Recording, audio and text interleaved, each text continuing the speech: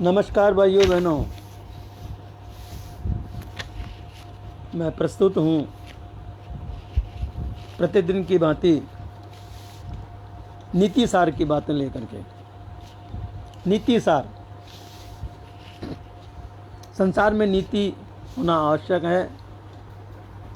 जिसमें नीति नहीं है वो असफल है, और जो नीति से कार्य करता है, नीति से चलता है, वही जीवन में सफल होता है और वही शास्त्रों के अनुसार सत्य मार्ग है। हमारे सभी महर्षियों ने, अवतारों ने, मुनियों ने नीति के बारे में लिखा है। सभी नीति पर चलने के लिए कहते हैं, अनीति पर चलने के लिए नहीं। तो आज हम बात करेंगे गोस्वामी तुलसीदास जी की नीतियों पर। गोस्वामी तुलसीदास जी की क्या नीतियां थी, उनकी मीमांसा करेंगे। गोस्वामी तुलसीदास जी लिखते हैं कि शासक का कर्तव्य केवल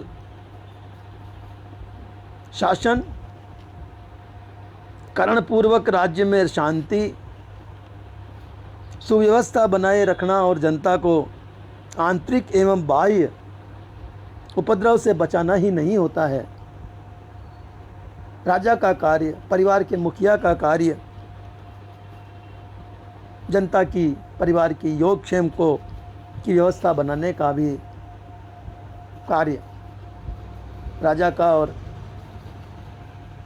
घर के मुखिया का होता है कि वो हर तरह से अपने परिवार का, अपनी प्रजा का पालन करे और उसकी योगक्षेम के बारे में भी हमेशा चिंतित रहे, सोचता रहे। जितनी परलोक के लिए जीव को नीति की आवश्यकता है, उतनी ही इस लोक के लिए भी मनुष्य को योगक्षेम की नीति की आवश्यकता होती है। रोग, अकाल, चोर आदि उत्पात का प्रशमन करना जैसे शासक का कर्तव्य है, मुखिया का कर्तव्य है, वैसे ही उसका परम कर्तव्य है कि वो जनता में सदाचार, संयम, सत्य और सद्गुणों की जागृति एवं जन रुचि को धर्म तथा परमात्मा की ओर उन्मुख करता रहे। ये किए बिना समाज में शील, अनुशासन और सुव्यवस्था बनी रहनी बड़ी कठिन है। इसलिए राजा को, मुखिया को चाहिए कि अपने परिवार में, अपने राज्य में लोगों को सुव्यवस्थित रखे, उन्हें धर्म पर चलने की नीति बताए, उनकी योगक्षेम के बारे में हमेशा चिंतित रहे। राम राज्य में हालांकि प्रजा स्वभाव से ही धर्म प्रिय थी, धर्मरत थी, धर्माचरण एवं अनुशासन के अनुसार ही वो अपना जीवन व्यतीत करती थी। किसी को भी आदेश देने की आवश्यकता राम राज्य में नहीं थी। फिर भी समाज में किसी प्रकार का उपद्रव न हो, समाज में, जनता में, प्रजा में कोई गलत रास्ते पर न चले, इसके लिए भगवान राम क्या करते थे, तुलसीदास जी ने लिखा है। तुलसीदास जी ने यह भी लिखा है कि राम राज्य कितना सुदृढ़ था, कितना सुखी था। कहते हैं वो कि देहिक देविक भौतिक तापा, राम राज नहीं काहुई व्यापा। मनुष्य को तीन तरह के दुख होते हैं, तीन तरह की तकलीफ़ें होती हैं, तीन प्रकार की व्यथाएं होती है। प्रथम होती है देहिक, देह जिसमें एक बीमारियां आती हैं, शारीरिक व्यथाएं होती हैं। देविक, देव योग से, जैसे बाढ़ है, आग है, अकाल है, ये देविक व्यथाएं होती हैं। ये भी राम राज्य में नहीं होती थी। और भौतिक व्यथाएं भी राम राज्य में नहीं होती थी। राम राज्य इतना सुखी राज्य था कि राम राज्य में किसी को भी तीनों प्रकार के व्यथाएं, दुख नहीं व्यापते थे। परंतु फिर भी परमार्थ की प्राप्ति के लिए आध्यात्मिक उन्नति की तो सीमा नहीं है, अतः उसके संबंध में उपदेश की आवश्यकता नहीं है, ये नहीं कहा जा सकता। उपदेश की आवश्यकता हमेशा होती है, लोगों को जागृत करने के लिए उपदेश देना ही पड़ता है। राजाधिराज चक्रवर्ती सम्राट के रूप में श्री रघुनाथ जी के लिए आवश्यक था कि वे प्रजा को अपना अभिप्राय बतलाते और अपने परम कर्तव्य का निर्देश करते, और ये उन्होंने किया भी।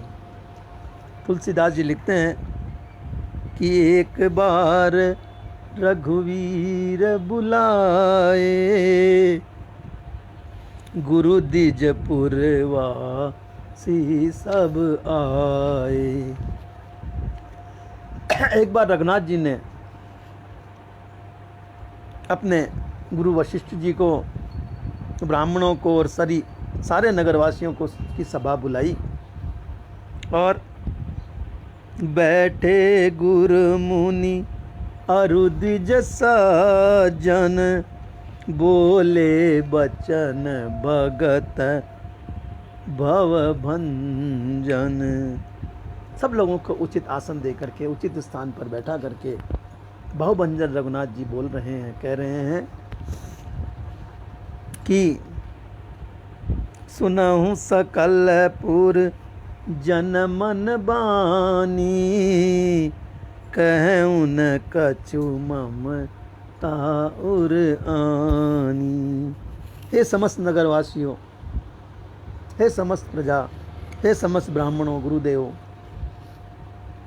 मेरी बात सुनो।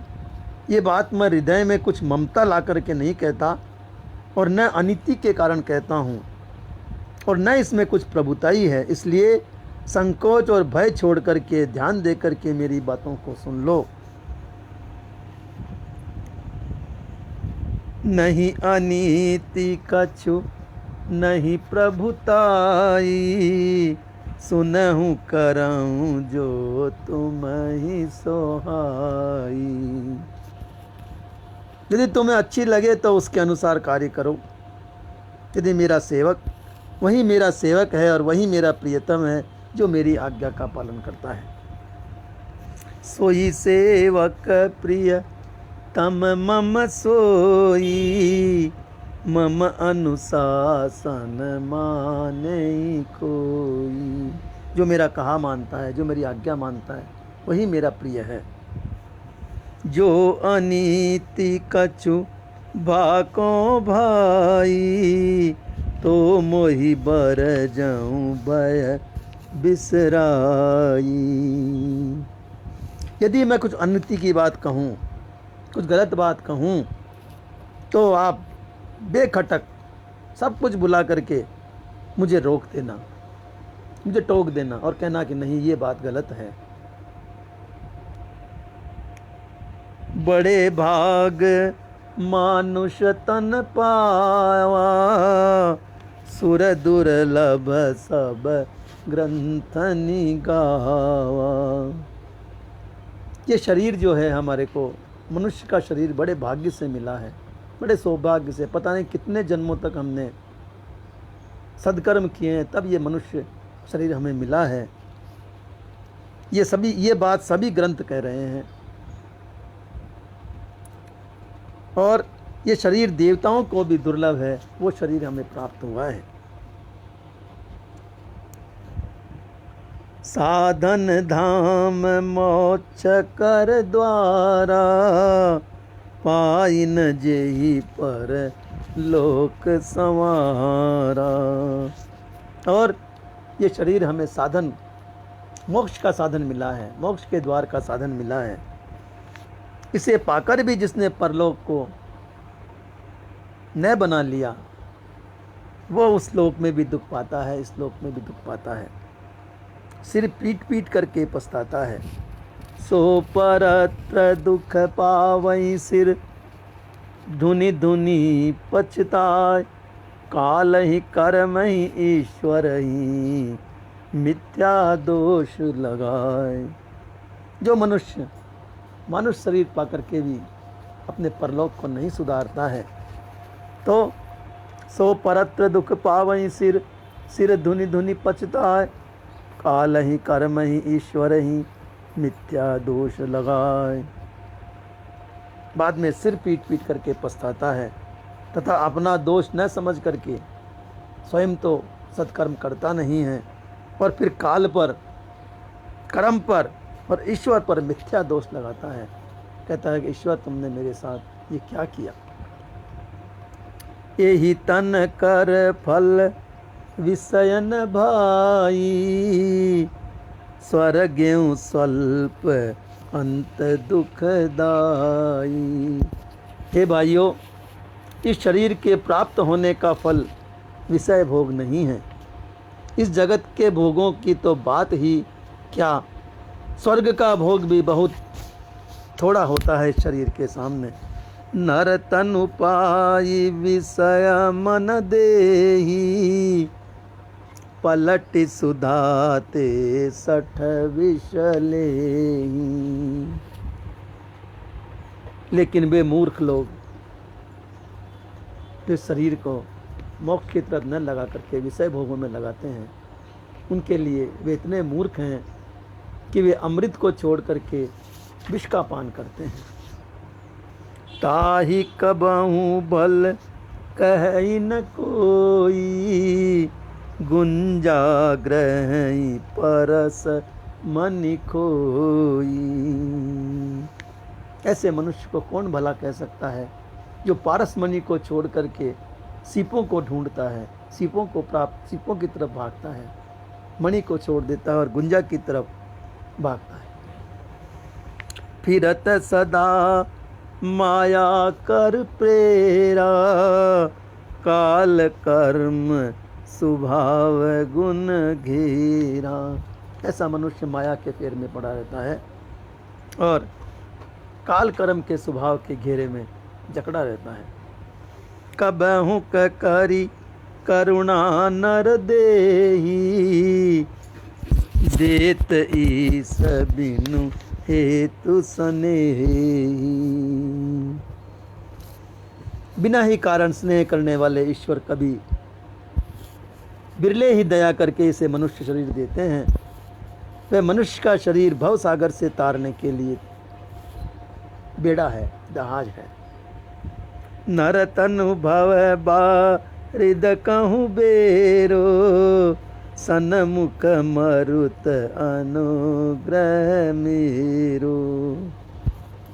अनुकूल ये शरीर जो है वो भवसागर को पार करने का जहाज है, और जहाज को चलाने के लिए वायु भी अनुकूल है, हवा भी अनुकूल है, जो कि भवसागर को पार करने के लिए जहाज को धकेलती है। करणधार सद गुरु दृढ़ नावा, दुर्लभ साज सुलभ करी पावा। इस प्रकार दुर्लभ कठिनाइयों से मिलने वाले साधन सुलभ होकर के उसे प्राप्त हो गए हैं। जो मनुष्य ऐसे साधन पाकर के भी भवसागर से न तरे, वह कृतज्ञ एवं मंद बुद्धि है और आत्महत्या करने वाले की गति को प्राप्त होता है। ऐसे शरीर को पाकर भी यदि कोई मनुष्य सद्कर्म नहीं करता है, भवसागर से पार होने की चेष्टा नहीं करता है, वो मनुष्य ऐसा होता है जैसे कोई आत्महत्या करने वाला होता है। आत्महत्या करना और शरीर को पाकर के भी भवसागर से पार होने की चेष्टा न करना, दोनों समान होते हैं। जो परलोक यहाँ सुख चहु, सुनि मम बचन हृदय दृढ़ कहूँ। यदि परलोक में और यहाँ दोनों जगह सुख चाहते हो तो मेरे वचन सुन करके उन्हें हृदय में दृढ़ता से पकड़ करके रखो। तो मित्रों, ये थी आज तुलसीदास जी के नीति वचनों का प्रथम भाग। कल हम इसका द्वितीय भाग पर चर्चा करेंगे, इसी समय इसी पटल पर। तब तक के लिए आज्ञा। जय सिया राम, जय हनुमान। सभी को प्रणाम।